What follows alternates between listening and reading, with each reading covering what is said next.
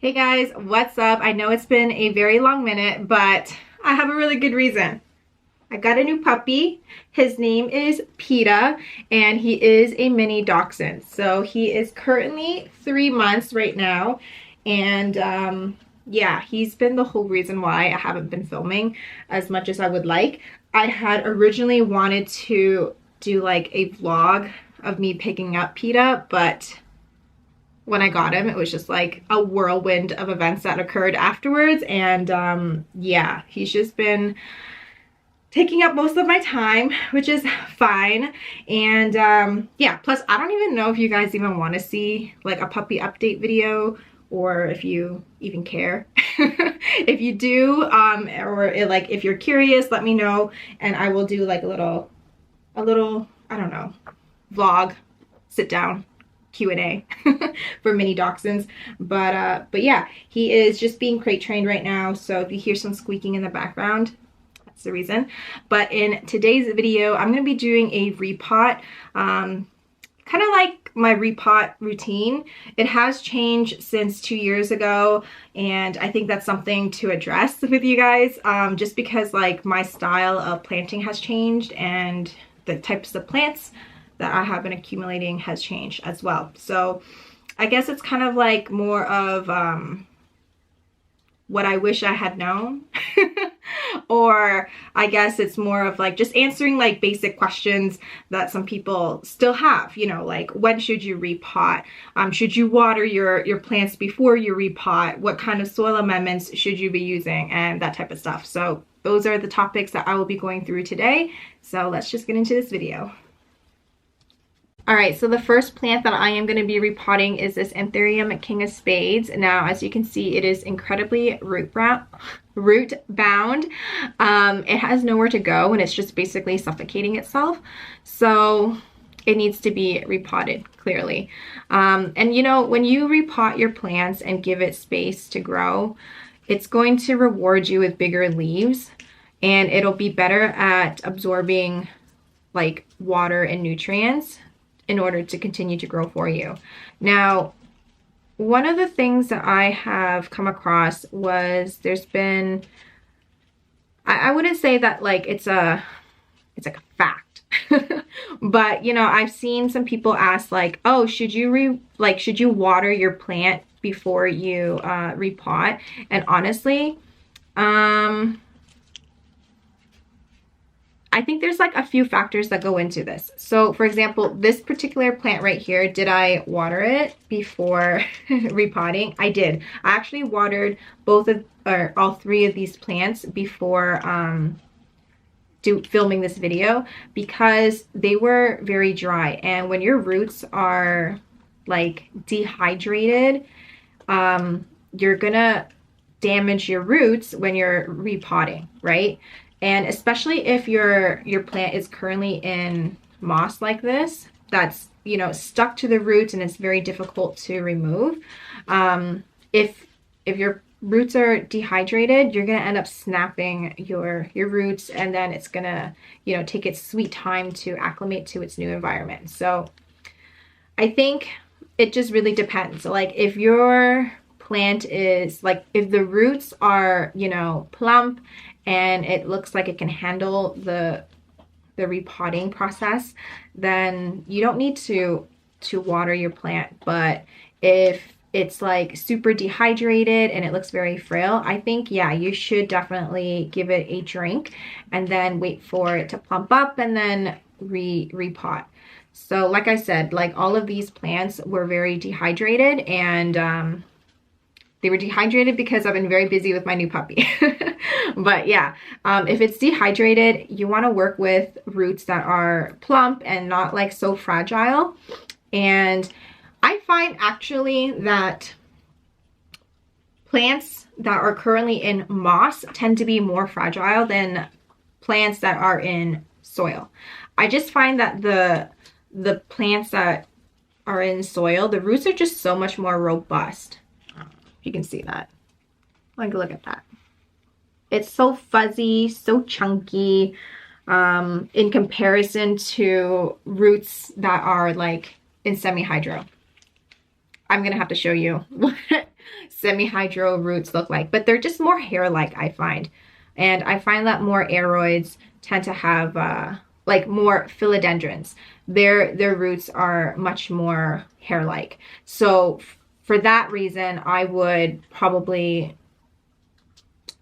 water those plants just so that the roots are a little bit more healthy, more plump, and can endure the repotting process. All right, so I'm gonna go ahead and pot up this Anthurium in the soil mixture. One thing that I do want to mention is that I didn't completely remove all the moss off of this Anthurium. And I find that if you leave some of the old substrate on it, it's going to actually acclimate better. So that's the reason why I left the moss and some perlite that's been like clinging onto the roots on there. So I didn't clean it completely. Now the new soil mixture that I am using is just some soil, coco coir, perlite, charcoal, and tree fern fiber. And you guys know that I am a huge fan of tree fern fiber now because it just gives you like a much more robust roots. So I'm hoping that it continues to do that for this plant and, you know, I get bigger leaves. Now, one thing that I forgot to do, which I'm gonna just go ahead and dump out now, is I'm gonna sprinkle a little bit of stratum. I'll be right back. Okay, so the reason why I am sprinkling some stratum to this plant is because I found that when I was acclimating my imports, the plants that had stratum in it rooted much faster, and I felt like it just acclimated so much better in its new home than those that weren't in stratum. So that's the reason why I added stratum to this. And you know what, also I have it, I'm gonna use it, otherwise it's just gonna be wasteful to not use it, you know. All right, so this is all potted up in its new home. Now I did choose this size cup because it is bigger than the old cup that it was originally in, but not so big where it's going to shock the plant. So I think the rule of thumb is that you're supposed to go 2 inches bigger than what the original container was. I wouldn't say that it's 2 inches bigger, but it is significantly taller. So it's going to give the Anthurium room to kind of grow. Now, one thing that I do want to mention is the soil that I use.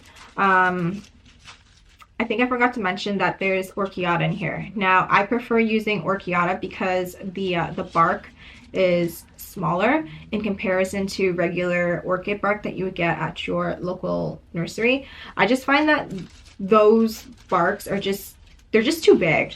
And when I'm working with, you know, smaller plants like this, they just don't take well. And I think it's because there's just too much air pockets where you could put your plant at risk for root rot. And because I am using no drainage, I am very mindful of the substrates that I am using. Now, one thing that I do want to mention is that because a lot of the soil amendments that is in here is very, very dry, I do like to wet my substrates prior to repotting. So last night I did, you know, pre-moisten, wet, drizzled, whatever, my soil mixture. So it does feel moist, but it's not wet. So when I squish it, it does feel like moist. Now, even though I had pre-moistened my soil mixture, I am still going to drizzle just a little bit of water in here because the Anthurium was very, very dehydrated. So like I had said, I did water my plants last night prior to filming this video, and like because they were so root bound, it like drank up the water already. So I feel like if I don't add a little bit of water into here, it's going to pull all that water away from the substrate, and it's going to dry out even faster, and it's not going to acclimate as well. So I guess like what I'm trying to say is like every plant is different, and you have to be mindful of, you know, what your plant currently needs. Obviously, if it's very dry, water your plant. But if it's already super hydrated and your soil mixture is like the perfect wetness, I guess, then you probably don't need to water it. But I still maybe just missed it. I don't know. I just do what I feel the plant needs, because I am actually looking at the plant itself and checking in on it like a crazy plant mom. But I mean, I think when you're transitioning your plants, it's important to keep an eye on it so that you don't run the risk of, you know, root rot or killing it by accident. Now I am working on the Dorayaki Silver right now, and it looks fine, I think. So far, I don't see anything suspicious, so I don't understand why it's been dropping a lot of leaves. Because originally when I got this plant, it had 4 big round leaves. So I don't know what its deal is. All right, my apologies, you guys. PETA is currently teething right now, which is why there's a whole lot of chewing noises in the background. And I just noticed the other day that he has like no bottom teeth. So I'm just like, are you even chewing? I feel like he's not even chewing his food. He's just like scarfing it down. But yeah, back to plant things. Now that I have unraveled all this moss, I think I know why this plant has been dropping a significant amount of leaves. And it's just, it's my own fault. In the sense that I should have repotted this a lot earlier. So what I am noticing is that the substrate that it was currently in was moss and perlite, and it looks like when whoever had potted this plant up used very wet moss.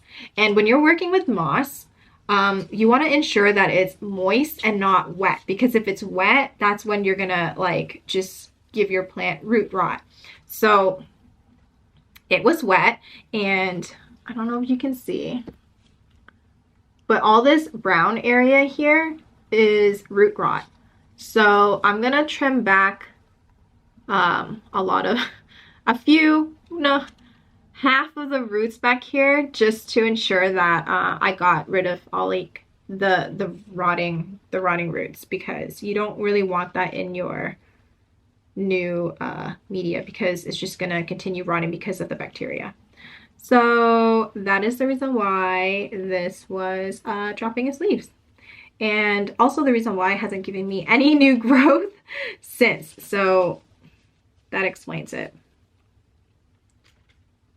So I'm gonna go ahead and clean this up. So I don't know if you can see that, but this stuff can just be cleaned off. So you want to give your plant a little bit of cleaning. I'm probably gonna take this downstairs and just kind of like scrape some of this like dead stuff off of it, so that it has, you know, a chance of growing. And there's like a new bud that wants to come up here too. So that's a growth point right there. So it's very healthy. It's clearly choosing life, but you know, it underwent some root rot. So let's just, all right. So now that I'm done cleaning this plant and giving it some hydrogen peroxide to kind of clean any potential bacteria growth, I actually see quite a few growth points on this plant. There's 1, 2, 3, 4. There's 4 growth points on this plant. So it's clearly choosing life. And you know what? Another hypothesis that I have about the rotting roots, the original roots that was here, it may have actually have been like import roots. which is why it was going through like some sort of transition, but that's my speculation. In any case, I'm gonna go ahead and pot this up in the same soil mix, and I am going to sprinkle some stratum on top of it, or in between it. All right, so the last plant that needs to be repotted is this Thai constellation. Now, you guys, Thai constellations just stress me out because they are so finicky. I mean, you change the substrate, you change its environment, and it's gonna just throw a fit. So what I've learned is whatever it's happy in, give it what it wants. Don't change it too much because it'll start dropping its leaves. Now, another thing that I should mention is how do you know that your plant needs to be repotted other than just looking at it and seeing how root bound it is also by looking at the leaves. So if the leaves are starting to drop and turn yellow like my dorayaki was, it was probably root bound and it needed to be repotted. Another thing or a telltale sign would be the amount of time that you're watering your plant. So I actually found myself watering this particular plant like 2 times a week because it was so root bound. So I'm trying to, ooh, okay. Yeah, so if you're not rewatering, if you're watering your plants more often than you usually are, then yeah, it's probably very root bound and it needs a bigger size pot. So this is what it looks like. And I am not gonna mess with it. I'm straight up just gonna plop it in here and call it a day. Because I just find that when you disturb its root ball, it doesn't like that. I don't know what it is. It just doesn't like that. So I'm gonna go ahead and sprinkle some stratum in here.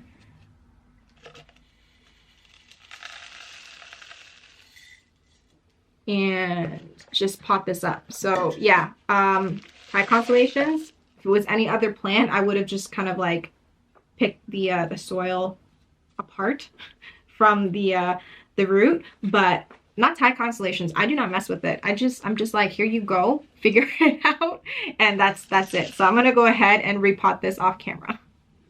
All right, so here it is all potted up, and like I said, I did not disturb its little root ball. I just don't mess around with Thai constellations. They've given me trauma. So these are all the plants that I had today to pot up. Now, I know that I was a little bit all over the place, but it's because I have a puppy in the background and I have like ADHD.